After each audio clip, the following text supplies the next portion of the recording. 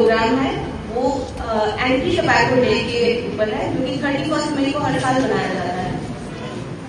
अब टबैको के हमारी सेहत पे क्या हार्मफुल इफेक्ट होते हैं वो डॉक्टर सलीम भट्टी BMO साहब ने भी बताया।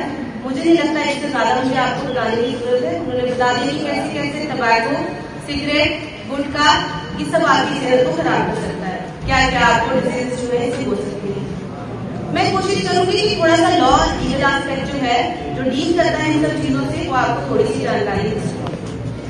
तो सबसे पहले मैं ये बताऊंगी कि कब वर्ल्ड वाइड ये एक जरूरत महसूस हुई टबैको, सिगरेट, गुटखा, बीड़ी इन सब के रिलेटेड कोई एक लॉ बनाया जाए। 1986 में WHO, मैं यहाँ बच्चों को पूछना चाहूंगी WHO की फुल फॉर्म आप में से किसी को पता है? Very good, WHO world health organisation. तो 1986 में WHO ने जितनी भी उनकी मेंबर कंट्री था उनको बुलाया और उनको कहा कि प्लीज ये टबैको के रिलेटेड एक लॉ बनाया जाए। लॉ क्यों बनाया जाए?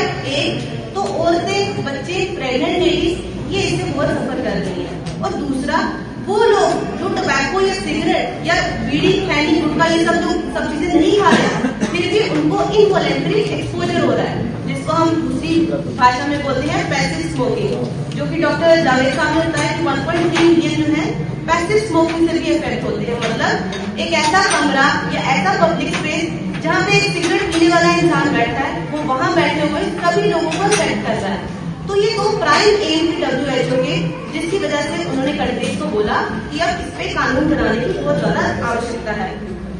इसीलिए हमारी इंडिया में 2003 में छोटपा एक्ट बना, COTPA, cigarettes and other tobacco products act, जो कि डील करता है इसकी एडवर्टीजमेंट के साथ, रेगुलेट करता है इसकी प्रोडक्शन, सप्लाई, डिस्ट्रीब्यूशन और मार्केटिंग के साथ। मैं बड़े ही प्रिसाइजली आपको इस एक्ट में क्या क्या चीजें हैं थोड़ी सी बताने की कोशिश करूंगी। इस एक्ट की सेक्शन 2 है, वो कहती है कि यूनियन जो है ये टबैको इंडस्ट्री का सारा जो है इसको यूनियन सुपरवाइज करेगी। यूनियन लिस्ट में इस चीज को डाल के पार्लियामेंट ने ये प्रूव कर दिया कि ये बहुत ही सेंसिटिव टॉपिक है। टबैको इंडस्ट्री से डील करना ये हम स्टेट के ऊपर नहीं छोड़ सकते, डेलीगेट नहीं कर सकते, ये यूनियन ही डिसाइड करेगी कि क्या लॉस होंगे। उसके बाद इसकी सेक्शन 3 जो है वो कहती है, डिफाइन करती है बहुत सारी चीजों को, और अपनी साइड से इस एक्ट में कोशिश की गई है कि बड़ी से बड़े दायरे में डेफिनेशन को बनाया जाए।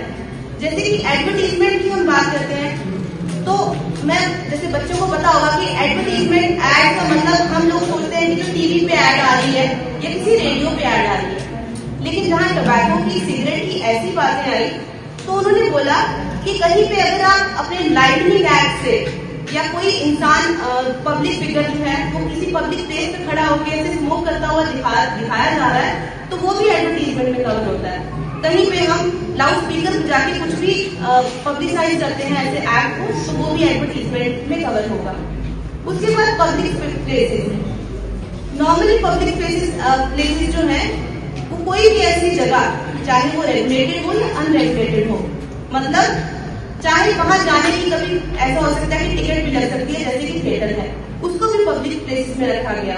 हमारे रेलवे स्टेशन है, हमारे बस स्टैंड है, हमारे हॉस्पिटल, हमारे कोर्ट रूम, हमारे एजुकेशनल इंस्टीट्यूशन, ये सभी को पब्लिक प्लेसेस की डेफिनेशन में रखा गया और एक्सेप्शन दे दी गई ओपन प्लेसेस। मतलब इनके अलावा ये सारी जगहें हैं, इनको छोड़ के अगर कोई एक ओपन स्पेस में स्मोक कर रहा है तो वो पब्लिक प्लेसेस की डेफिनेशन से बाहर रखा जाएगा उसको।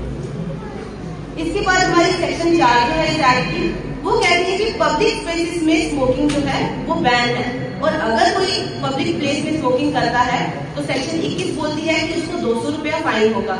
हालांकि फाइन बहुत मीगर अमाउंट में रखा गया है, बट ये एक डेट्रीमेंट रखा है सोसाइटी को कि एटलीस्ट सोसाइटी को आहिस्ता आहिस्ता ये मैसेज जाए कि पब्लिक प्लेस में स्मोकिंग बैन है। इसके बाद हमारी सेक्शन 5 है, वो कहती है कि हमें एडवर्टीजमेंट नहीं कर सकते, किसी भी तरीके की डायरेक्ट या इनडायरेक्ट एडवर्टीजमेट तंबाकू को लेके, सिगरेट को लेके, किसी भी ऐसे प्रोडक्ट को लेके हम एडवर्टीजमेंट नहीं कर सकते।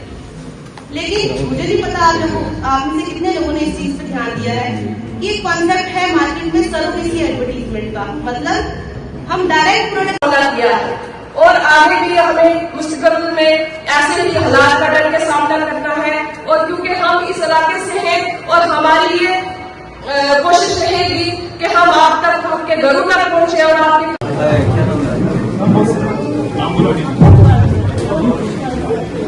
हमारे पास जो फर्स्ट है इनका नाम है शाजिया अख्तर। जोर से आगे लगाइए। आपको मैं नाम दूसरा बोलना चाहूंगा, वो है मोहम्मद मतलूब सन्ना मोहम्मद सलीम। प्लीज आगे आइए। और जो तीसरा नाम वो है मोहम्मद रियाज सन्ना मोहम्मद अमीन।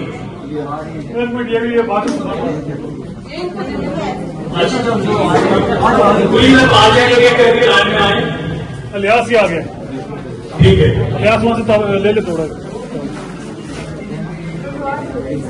अलियास एक उठा ले, मेरी रिक्वेस्ट है कि एक करके आइए। एक उठा।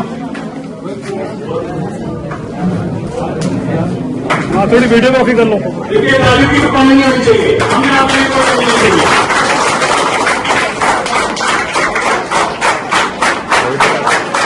शुक्रिया शुक्रिया।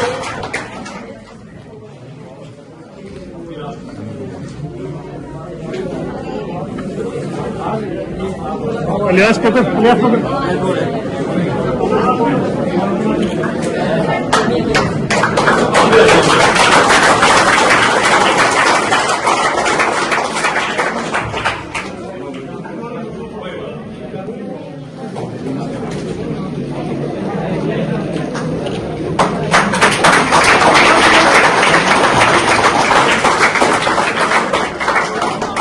डॉक्टर उमर कारी,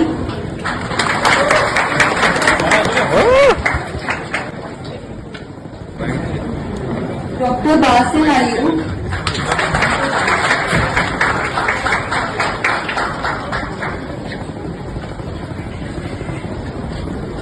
डॉक्टर